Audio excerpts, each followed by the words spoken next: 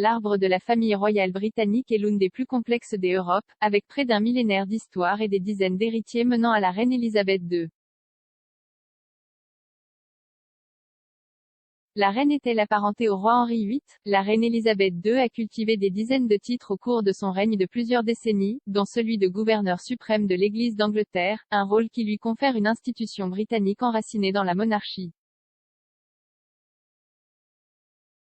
Le monarque Tudor, le roi Henri VIII, l'un des dirigeants les plus infâmes du pays, a fondé l'Église. Des siècles plus tard, la reine est devenue un autre dirigeant historique qui continue de suivre les pratiques religieuses de l'ancien roi. La reine Elisabeth II est-elle apparentée au roi Henri VIII? La reine est un autre monarque devenu célèbre, ayant passé le plus longtemps sur le trône de tous les autres.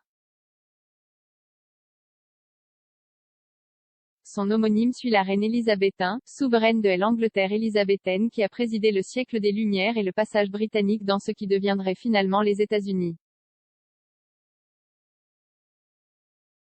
Cependant, il n'y a pas de relation directe entre les deux reines célèbres, comme le suggère le surnom de cette dernière reine. Elle n'avait pas d'enfant. Bien qu'il n'y ait pas de ligne directe entre les deux, la famille royale moderne a un lien lointain avec les Tudors. Ils doivent leur existence à la reine Marguerite d'Écosse, grand-mère de Marie, reine d'Écosse, et sœur du roi Henri VIII. Écrivant sur le site de questions et réponses Quora, Robert Stedall, auteur de livres sur l'histoire des Tudors et de l'Irlande, a expliqué comment la reine écossaise s'intègre dans la famille Windsor. Il a dit que selon ses calculs, la reine avait un 32e 768e partie du sang de la reine Margaret.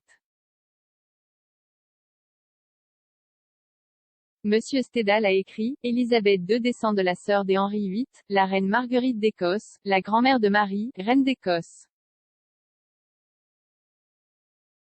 Le fils de Marie, Jacques Ier d'Angleterre avait une fille, Élisabeth la reine d'Hiver qui épousa Frédéric V, l'électeur palatin.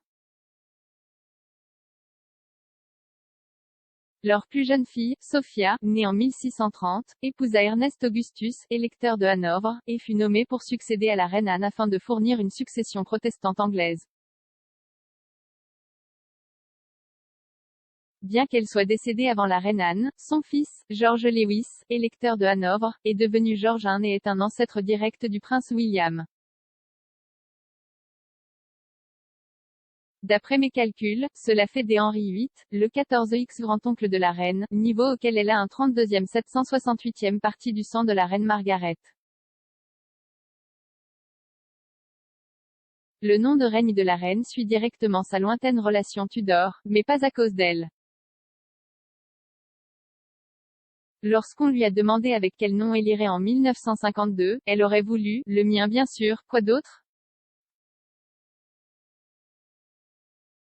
Mais elle aurait pu se retrouver avec un nom entièrement différent lorsqu'elle a accédé au trône. Le nom complet de la reine est Elizabeth Alexandra Mary Windsor, et les monarques peuvent utiliser n'importe lequel de ces noms avec leur titre. Les rois et les reines l'ont fait dans le passé, notamment l'oncle de la reine, Édouard VIII. Il était connu de ses amis sous le nom de David mais est devenu Édouard par choix.